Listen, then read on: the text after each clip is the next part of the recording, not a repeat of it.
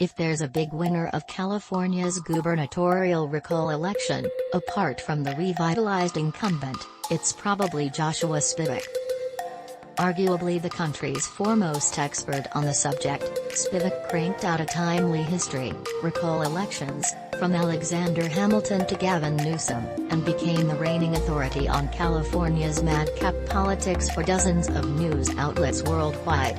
Appearing in Teen Vogue was a particular thrill, said Spivak, a political obsessive who is no one's idea of fashion forward. In the aftermath of the profligate exercise, $276 million in tax dollars torched so Newsom could romp past his Republican opponents, there has been no shortage of calls to reform the recall.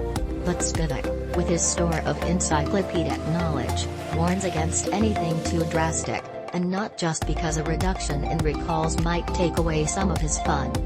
A senior fellow at New York's Wagner College, Spivak tracks recalls. Each year there are scores of them nationwide, as a hobby. What, you think extreme ironing and competitive dog grooming aren't weird?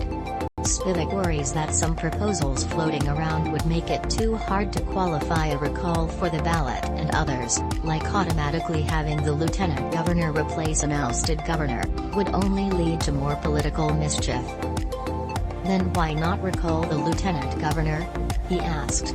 It's not as though California is particularly recall crazy, said Spivak, who lives in the East Bay and makes his living in public relations. In the last 11 years, the state has had 116 recall elections, the overwhelming majority of them at the local level. Michigan had 175, the most of any state, and Oregon had just about as many as California and could surpass the state by year's end.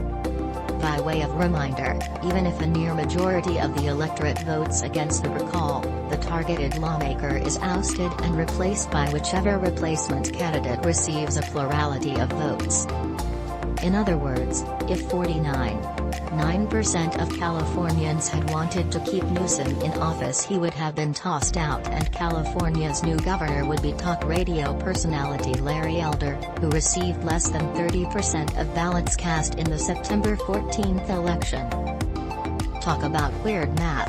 Of the 19 states that allow for gubernatorial recall elections, California has the lowest threshold to reach the ballot. It takes signatures representing just 12% of ballots cast in the last governor's race.